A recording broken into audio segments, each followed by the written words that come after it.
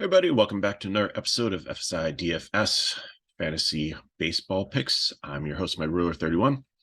Got a nice Friday slate, 11 games, might be 9 games. There's a lot of weather, and really want to talk about that quick before we get going here. I know some of my viewers here watch or play Solaire, the NFT card game, and have made comments before. So really, as you build your lineups this week, watch the weather, because today, and especially on Sunday, the East Coast is like there's this huge like weather mass. It extends almost from Midwest all the way up to New England, dumping like inches of rain on certain spots. Atlanta Mets and Cleveland, Boston, and Pittsburgh and Washington are all going to be risky games this whole weekend, is starting today. So if you have players from there in your card deck, you might want to be careful with those. And then like for Sunday, LA, Milwaukee, and Tampa Bay, Chicago have like 60 to 70%. It would be the White Sox, not the Cubs, chance of rain. So my recommendation for you on those is, if you have cards in your deck and you really want to play them, and I know Pittsburgh's been pretty hot. You have Atlanta, and there's a good team, the Angels, Tampa Bay. Maybe play them the AL or NL, like all in like the same lineup, kind of as a GPP thing. So if anything goes really crazy and the weather is really bad, then you don't lose players in multiple lines. You only lose in like one or two lineups. So the other hot take I will give you is, normally we target Coors Field, and Arizona's out there this weekend, which is great in Colorado. But I think playing anybody against Oakland is the equivalent of Coors Field recently. So Cincinnati's there. They're relatively cheap if you're looking for cards. Stevenson, Newman, Senzel are usually all under $10. Cheap guys to pick up. They should do well there. You're going to probably have to pay $30 for like India or Spencer Steer, but you can make that work. And Cincinnati plays in the Great American Small Park too, most of the year too, where if the wind's blowing out and the conditions are good for hitting, so it's not a bad deck to have. Okay, sorry, back to DFS. So again, 11 game slate here for a Friday, and things could get a little bit dicey in this first game here. The Pirates and the Nationals.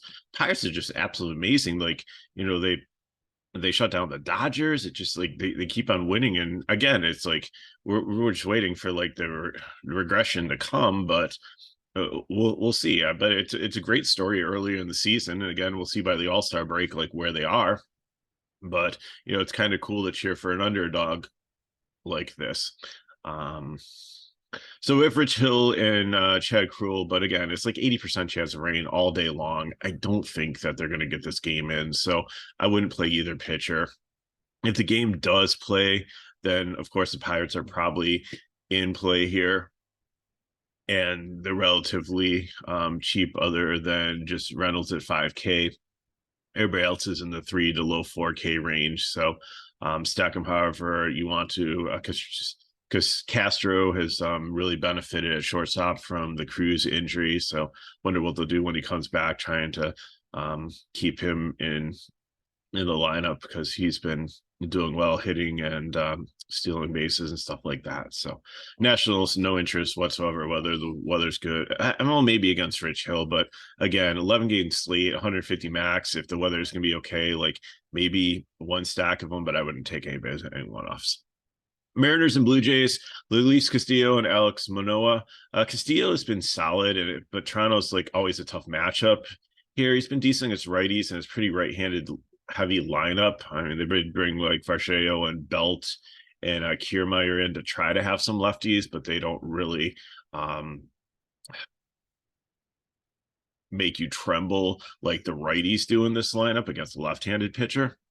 So I think he's definitely going to be in play for like a GPP. I haven't been ranked 4th here in the rankings, but like in a GPP, I really like it because I think he's been solid and he might be able to shut them down. Manoah on the other side here, I think he makes a really good option tonight. Not Seattle's offense is decent, especially like Kalinick, I think, is a really strong play against Manoah, and Manoah has his struggles, hasn't completely got blown up, but has been giving up some runs. But at 6.9 is an awesome price. He's way underpriced. So if he can actually have a a fair to good game. I think, definitely as an SP2, if you're trying to get DeGrom and some of the more expensive bats in your lineup tonight, then I think he definitely works. You might not need that. You might be able to pay up for two pitchers because we do have Coors Field, but they're not Arizona's out there, and they're not like really priced up in like the 6K range, like usually for a Coors Field. So we'll see how it plays out, but I definitely keep them in mind for your SP2. Bat wise, I think both of them are just like leverage stacks because Seattle, especially like Clinic as a one-off there at 4-1 in the outfield, I really like, but they're pretty right-handed heavy, and on the bottom I like Wong and JP Crawford are okay, but they're not. It's like looking at the lefties and Belt and Kiermaier, where at one point they were decent, but now they could have a good game, they might not. So I don't think they're really that great. And then the Toronto side definitely, is like probably the second ultimate leverage stack. The New York against DeGrom would be number one, but number two, I think they would be. We have the Guardians and Boston, Fenway Park, 52 degrees, wind blowing in almost 10 miles per hour. So this is a good pitching environment definitely here. So Bieber, I think, I like him here against Red Sox. I know they have some decent lefties they can throw against him, and Verdugo and Devers and Yoshida, who's starting to hit up a little bit. Casas has some power, Duran. So but I think he'll be solid here. And Pivetta on the other side. I mean, there's been times where I've targeted Pivetta. Like throughout his career, he's been very volatile, but like he's been decent this season. So I think he's definitely in play here if you're in a night where you might need to find some value for an SP2. Cleveland, again, they can throw some lefties against them, and Naylor's always scary against right-handed pitching. But like they're not hitting for a ton of power, and with the wind blowing in and the cool conditions, I think that favors him. Again, I'm not saying this is definitely a cash game play, but in a GPP, if you need to put Pivetta in for your SP2, if you land on him, then I think that's not a bad call. Bat wise, Cleveland, like again, I'd probably stack the lefties here. I'd take Kwan, Ramirez, Naylor. Unfortunately, you can't play Naylor and Bell on DK because they both play first base, and then Jimenez. So probably go with a 4-man stack there. And the same thing with Boston. If I'm doing a contrarian leverage stack, and then I'd go Verdugo, Beavers, Yoshida, Casas there as just a Duran. Maybe I'd take like all 5 lefties and just throw them in the lineup and see what happens. They had a pretty good night a couple nights ago, and it was pretty much the lefties that went off. Braves and Mets, Fried and Peterson. Fried he's not a high K pitcher, but he's been solid. And at 7-7, I think he's a great option, but like the weather here again, doesn't look as bad as Pittsburgh, Washington, but still it looks like 60% chance of rain up to first pitch, and then it just goes up after that. So if Fried does pitch, but again, like yesterday, there was a situation where had a pitcher, I forget who it was in one of the games. I think it was the Atlanta guy, maybe Wright, and it rained and only got like a couple innings, and it just kind of threw things off. So it looks like maybe it's the same scenario here. So again, I just hope the weather, because I'd like to play some Fried, but if I can't, I can't. Peterson, the Braves strike out a lot, but on paper they look like they should be great against left-handed pitching. But I still think Peterson's maybe in play as a cheap SP2 here. But again, because it does look like a great pitching environment, it's a pitcher's park in Citi Field. It's not in the Braves park. 53 degrees again, with wind blowing in 12 miles per hour. So if it does look like there's going to be a delay in the middle of the game and that the pitchers might get actually a full amount of innings, I think Peterson's definitely in play, but I really like Fried on the other side. Bat-wise, I think Atlanta, all the righties, especially Riley against the lefty, are very it's good to stack them in a GPP. And again, like the Mets, I've been playing a lot of them this season too, because they can hit, but you do have some lefties in this lineup. So, probably a mini stack of like Marte, Alonso, Kana, Maybe just those three and maybe mix some of the lefties. Lindor is a switch hitter, so throw him in there also. So, maybe like a 4-man stack there for the Mets and a GPP again if the weather looks good. Tampa Bay and the White Sox. Tampa Bay absolutely destroyed the White Sox last night. Eflin, again, 9K is a little stiff. I think he's a really good option here against the White Sox, who are been absolutely horrible this season. Sorry, Matt, man. I know it's your favorite team, and I know you watch these videos all the time, but maybe it's long season. Maybe they'll put it together. Maybe they'll come around. Maybe once Anderson gets back in the lineup, they'll be able to turn things. But they've just been very disappointing from like last year, where I had them picked in our preseason show with McKinley to like be in the World Series, to just I don't know what went wrong. But it's in Chicago. Decent weather, 51 degrees, but wind blowing out 10 miles per hour, which in Chicago always helps. It's not the same as Wrigley, but it still is decent because the 10-mile-per-hour wind can gust a little bit too and move the ball out of the park a little bit better. So love Tampa Bay bats. Eflin, again, he had that back problem. He's been ramping up his pitch count, and if he gets enough there against this White Sox team that doesn't hit and does have strikeouts in it, I think in the medium range he's probably your best option. But I just wish he was like more like 7-7 or 7-9 versus 9K. And he's expensive on FanDuel too. So again, you're gonna have to make a tough decision there if you want to play him. There's a lot of upside in him, but the price and the recent injury just kind of really makes him a little bit questionable for me. Giolito on the other side, I just can't do against this Tampa Bay team that's just so hot. Like I said, I like the Tampa Bay bats here. Righties or lefties, it seems like everybody's hitting well, so just have to see what the lineup is. Obviously, I prefer like Lowe and Lau there. Maybe even Taylor Walls had some good games recently if you're looking for a cheaper option, a little bit down in the lineup. And Franco's like a switch hitter, but Arozarena has hit righties and lefties fine too. So lots of options on Tampa Bay. The White Sox, I think they're cheap, and if Eflin struggles, but Tampa Bay has a really good bullpen, so I don't know if anything beyond a GPP I would play them. Yankees and Rangers, Clark Schmidt, who's struggled, and Texas has been really hitting well recently, so not interested in him at all. He's on my fade list. And DeGrom's probably the top pitcher on the slate here. I don't care if the roof's open or closed. It's Jacob DeGrom. It looks like Judge is not going to be in this lineup just based on the money line and everything. He got banged up sliding into a base 2 games ago. Both his hands, was in the lineup yesterday, got removed early. Now he's got a hip problem.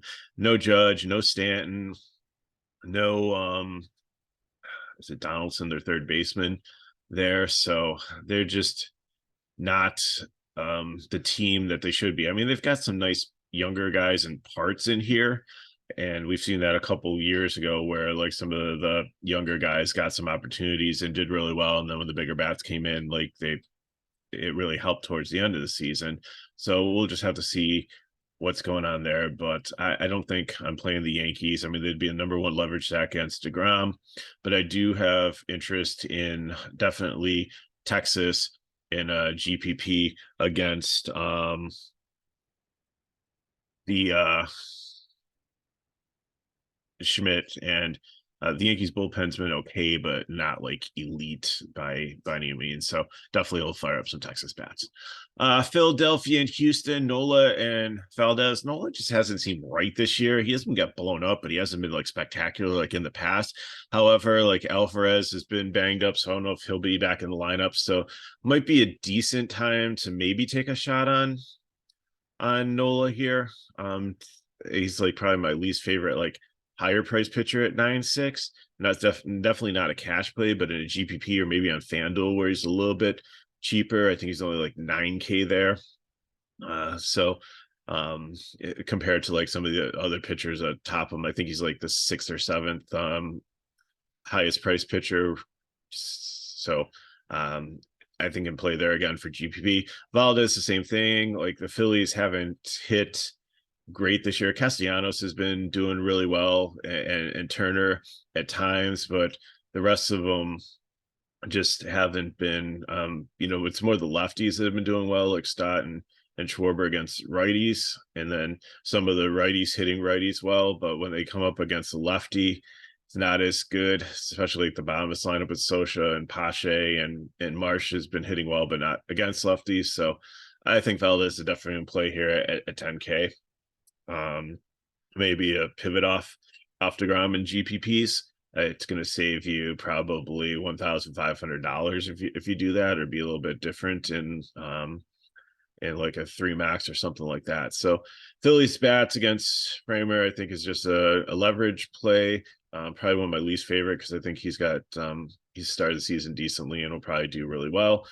Houston bats, I really 150 max, really not super interested against Nola. I mean, could they go off and score like 8 runs? Yes, but in the context of the slate, unless you're entering in like 150 max, I wouldn't even put Houston stack in 20 max. There's so many other better options tonight.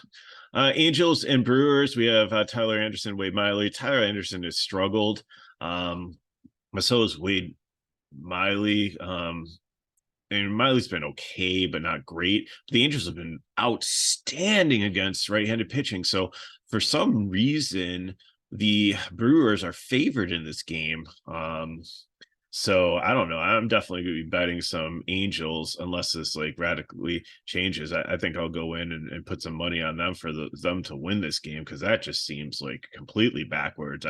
I would say that the implied run total for the Angels should be 482, not for Milwaukee, and Milwaukee should have the 418 that the Angels currently have. So, if you're in a state where you can bet, look into that one definitely. I just think that's backwards for some reason. So Tyler Anderson is maybe, because Milwaukee has at times not shown up. Wade Miley, I'm not interested in. Angels bats, definitely interested. Fourth favorite slate. I mean, I got Arizona in course. I got Cincinnati against Oakland, and then Tampa against the White Sox, and then the Angels fall like solidly behind them, right ahead of Texas against the Yankees and Schmidt. So definitely going to have some Angels stacks there. And even like Drury has really started to heat up. Rendon, Renfroe. So like you don't necessarily have to. Trout and Ohtani are okay, but it seems like Trout like disappoints a lot for like the 6K. I think I'd rather maybe start my stack with Ohtani and go like Ohtani, Rendon, Renfroe, Drury, and then like skip Renfroe, who's had so many errors in the infield recently. So I don't know if he'll be in the lineup or not, and then just put like Wallace or like catcher there, who's usually reasonably priced and has a little bit of power and pop too against a lefty. On the other side too, I really like the Brewers. You got Brucheo leading off usually here against the lefty at like only 2-3. Adames is always solid against left-handed pitching. I'd skip over Yelich. Contreras, love him at catcher at 3-7. Brian Anderson, the outfield at 3-5. This is my favorite cheap stack here.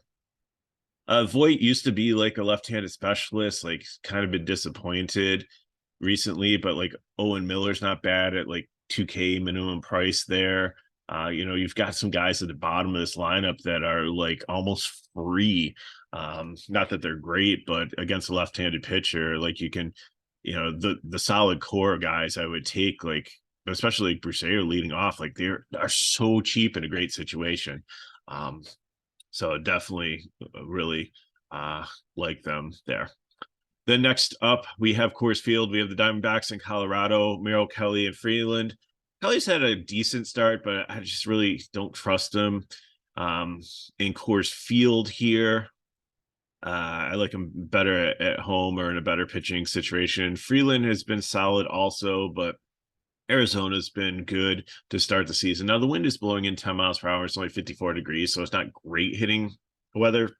So a lot of people like Team Coors fade on the first time because the team's coming out and trying to adjust to everything, but neither one of them played yesterday. They had the day off, so it wasn't like, they had to travel after a series and get in. So they've had a chance Arizona's been out there, a chance to like adjust to the environment and stuff, which is always kind of key. You see sometimes better performance of that, but I just love the whoever's in here. So you just have to see. Like Marto's leading off. We'll have to see if Rivera or the other third baseman plays for them. Gurriel is good. Walker will probably have super high ownership. He's only 3H. You've got a righty versus a lefty at Coors Field. Longoria, I don't know. I don't think I'd play him at third base on DK here. I'd rather take the cheaper Rivera or their other third baseman. Sorry, I can't think of it off the top of my head. Carroll, like lefty on lefty, he's super expensive here at 5.3, but he might be a great one-off to put in your, not one-off, but actually somebody to put in your stack here that nobody else is going to have, because I think everybody else is just going to go with the righties. And we'll just have to see, who else rounds out the lineup. Like Moreno as a catcher is not bad. At 3.3, I probably won't play Armand or Thomas. But again, it all depends on who else they throw in the lineup. Colorado on the other side against Kelly, like Blackman's okay. Like I just think he's over the hill. I don't play him too much. Profar, like I love the fact that he's shortstop eligible on FanDuel. He's decent. Bryant and Cron, McMahon. So, there are some bats here. Been playing a lot of this Brenton Doyle. Like he didn't do anything last game, but the game before where I had him in the lineup, he had like 25 DK points, which was awesome. Guys, again, I said he's kind of like a light version of Volpe from New York, where he's got some pop. He's got really, really fast speed. I know he's hitting down in the bottom of the lineup, but I think, he's definitely someone that's they've brought up and that they're invested in. They really want to try to see what he's got. He might get sent back down when some of the guys like Rogers and I think there's some other guys that are getting healthy. It might be coming up into the lineup soon. But hopefully, he's able to prove himself and he'll stay. So we'll see what happens there. Because Blackman's not getting any younger, and Profar I think they brought in for like now, but I think going, in the future, I think Doyle's somebody that we're definitely going to see in Colorado, hopefully, be a young star. So Cincinnati and Oakland at Oakland, love this game here. Sessa pitching for Cincinnati, don't like him. It's been struggled this season. Like Oakland, again, is a horrible lineup, but like they put up runs against the Angels. I like them better against left-handed pitching, but I still think that there's some bats here where you can target him definitely. I think it would be better if it was in Cincinnati than Oakland, but I think there's definitely some potential here, but I'm not for the Oakland bats, so I'm not going to play Sessa. And on the Oakland, they have Collier Muller listed in some place, and they have Drew Rucinski listed in other places, so this is going to be very key. If it's Muller, then there's like certain Reds I want to play the righties, but if it's going to be Rucinski, I want to play some more of the lefties against him, although I do think when I remember from my KBO days, he might have been a little bit reverse splits guy.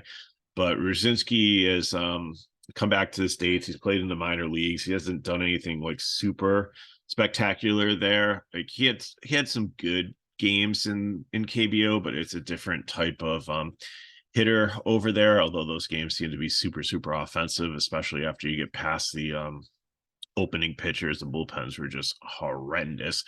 Like you'd see a game that was like 2-3 in like the fourth inning, and then like in the sixth or seventh inning, it ends up like 11-12 or something. It's just crazy amount of runs scored late in those games. So bat wise, like again, like I said, I really have to see who the pitcher is. India Steer should be in there. Fairchild will only be in there if there's a lefty. Stevenson solid at the catcher.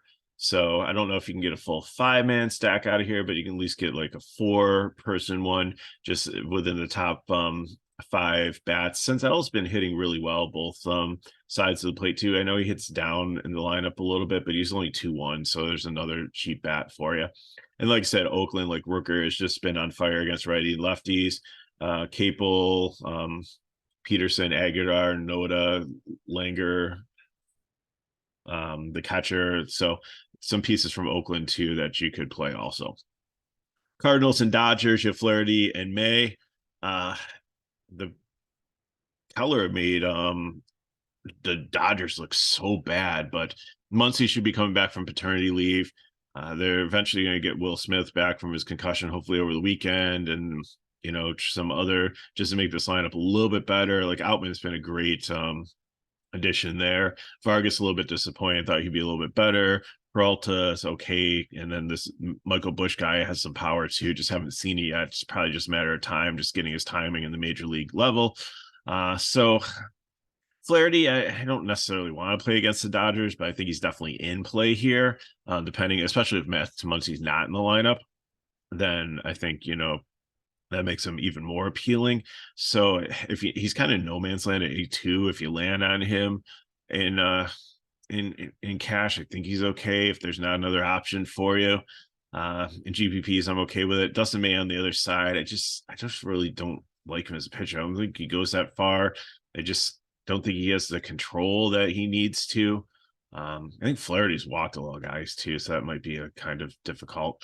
So neither one of those two pitchers I love, but I think in the mid range they're going to be in play, just especially with the weather. If it takes it out, and if you're concerned about Eflin and Pivetta in their matchups, then those are the two that are left. But Cardinals, I think, are my favorite GPV stack. With the wind blowing out 10 miles per hour here, 70 degrees, decent hitting weather. Love me some Lars Nootbaar, Goldsmith, Gorman, Arenado, Burleson.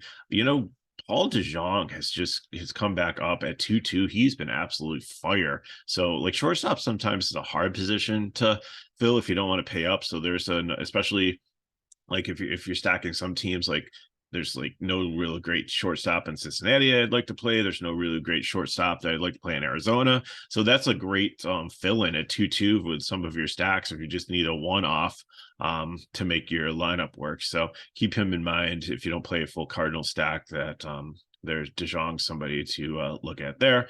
And Dodgers, I think I'd just focus on like some of the big bats and lefties. So Betts, Freeman, Muncy, Outman, Hayward. I mean, there's a stack those 5 against Flaherty and a GPP is decent. So that's all the games. Let's look at some lineup builds. So like definitely taking DeGrom as my SP1, SP2, like I said, Eflin, if you trust him, a little expensive. Manoah, I think, is decent. May or Flaherty if you trust them. So, or pay up for 2 if you can. Like I said, with Milwaukee, there's such great and Cincinnati, there's so many like cheap pieces here, and Arizona's not priced up a lot of cores. I think you can maybe get a Valdez or Bieber, or Castillo, or Nola in your lineup as your SP2 and just double barrel pitcher tonight. So like Stevenson is catcher, Walker's going to be super popular from Arizona at first base. Marte, Rivers, Steele, Rojas is the guy I couldn't think of if he's in the lineup. So it all depends on who plays third base. But I think, one of those 3 I'll set it on depending on how much money I have. 3 great options there. Shortstop again. Don't like a guy from Cincinnati. Don't like a guy from Arizona. So might just throw in DeJong there. Gurriel in the outfield, and then again, I think I'm going to fill in with Cincinnati outfielders, but I just have to confirm who the pitcher is there. And then, if there's somebody else from Arizona that hits higher up in the lineup that's not a lefty on lefty, I think we'll take there. Maybe I'll spring for Carroll in some of my lineups too. FanDuel, DeGrom, Walker, Martes. Here's I'm going with Milwaukee because they fit in a little bit better, like position wise, than they do on DK, because I feel like with Arizona I lose out on some of the decent bats that I want. So Walker, Marte, Adames, Gurriel, Anderson are the key ones, and then fill in with the rest, and you can probably go 4-4 there or take a one-off if you need to. Then finally, GPP here. Castillo is who I'm going to take as my pitcher against Toronto. I think he's been solid. If you don't trust that, then again, Valdez, Bieber, Nola, you can use there. Again, it's a GPP. It's not your cash. And then I'm going to take Oakland and Tampa Bay here. So I'm going to try to take as many Tampa Bay guys as I can and fill in with the cheaper Oakland ones. The ones I like is Langeliers and Rooker the most. But again, like I said, Milwaukee's super cheap. So if you want to take the bottom of the lineup there and throw them in with Tampa Bay, that works also. And then for GPP on FanDuel, no load provided depending on how you want to build the rest of your lineup or your trust index with those two pitchers. And then Stevenson, lower India there. You can play the other one in utility steer, Franco Rosarena. And that's what I'm building. So appreciate you watching. Again, if you have any questions, put them in the chat below. Hit me up at Twitter, MegaRoar31. If these videos are helping you, thank you so much for watching them. Thank you for all the likes. Subscribe to our channel so you know when they're coming out, especially sometimes when we have like the 2-day slate one. So you'll assume that maybe we just did the main early, but then another one will come out and you would have missed it if you don't get the subscription notification that FSi put out another video. So that's the benefit of doing that. And also share with your friends. And I thank you so many people who have shared, because it just seems like our viewership just keeps growing and growing and growing. And I so appreciate all you guys taking some time out of your day to listen to what we have to say about MLB, and hopefully we're helping you also. So if you want more information on FSi DFS, it is in the description of the video. So good luck in your contest. Watch the weather for this weekend, and I'll see you next time.